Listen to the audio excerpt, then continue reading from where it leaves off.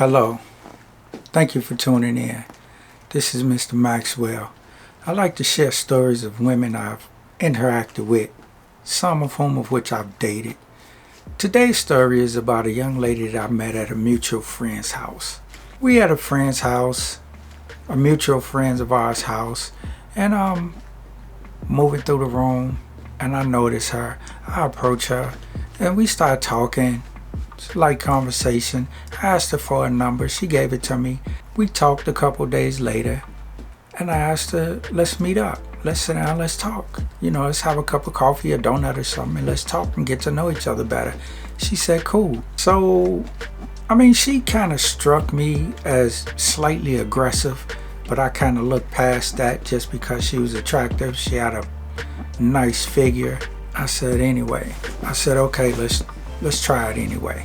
So I asked her to meet me for coffee and donuts or something, basically to sit down and talk and get to know each other. She said, okay. I sent her a link, copied and pasted a link and sent it to her and said, is this okay? She said, yeah.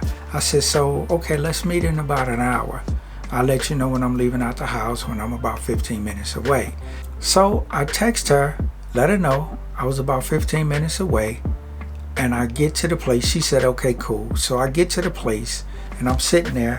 I get on my phone looking through videos and 10 minutes had passed. I'm sitting in the parking lot. I looked up. I didn't see her car. So I'm like, oh, wow. What type of game is she playing? So I call her up. I said, hey, I'm here. Are you close? She said, yeah, I'm here. I said, well, I don't see your car. She said, well, what location you at? I said, the location that I text you on the phone. You said that was okay. She said, oh, I'm not there. I'm here. I'm at this one. I said, okay, no worries. You're about 15 minutes away. So I hung up the phone. Instantly, I'm feeling some type of way about it. And in retrospect, I probably should have just kept going from there.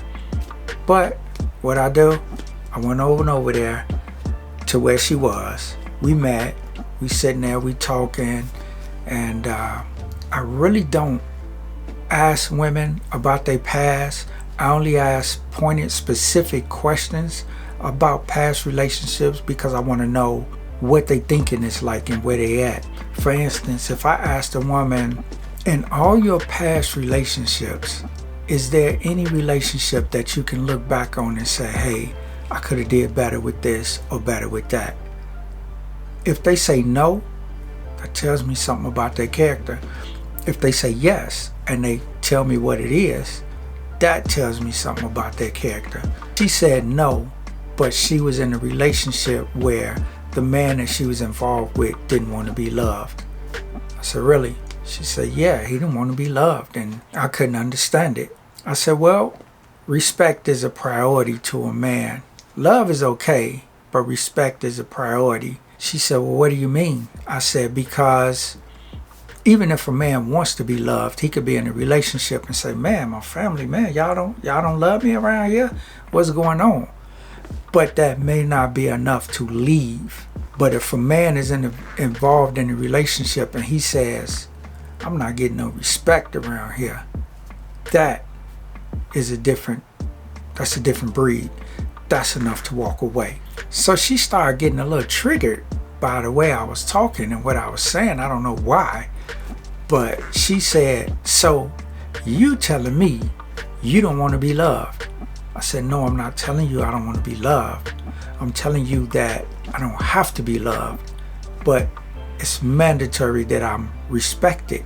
And then she started getting a little loud about it and said, and start pointing and getting physical. So you telling me that you don't want to be loved? I said, no, I'm not telling you I don't want to be loved. Stop pointing at me, first of all. She said, oh, I'm sorry. I didn't mean to do that. Okay. First of all, I didn't say I didn't want to be loved. I don't know why you're not getting that. I said that it's mandatory that I'm respected. And the conversation, I'm thinking in my mind, this conversation is really deep for a first date.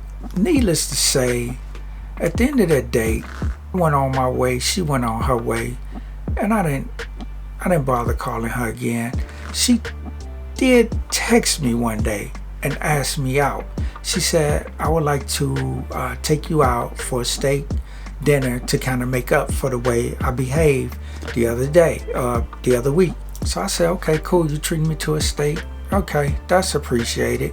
And, you know, no problem, no worries, no harm, no foul. Then she texts me back once I made it clear that, okay, you're taking me out. I think that's what triggered her again. So she texted me back and said, I'm sorry, I got something to do. I have to postpone.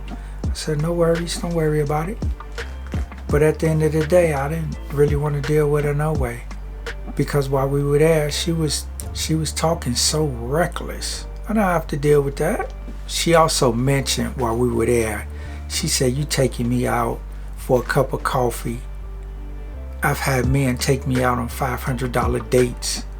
I said, really? The first time meeting you, they took you out on a $500 date? She said, yeah. I said, well, what meant more to you, the $500 date or getting to know that person?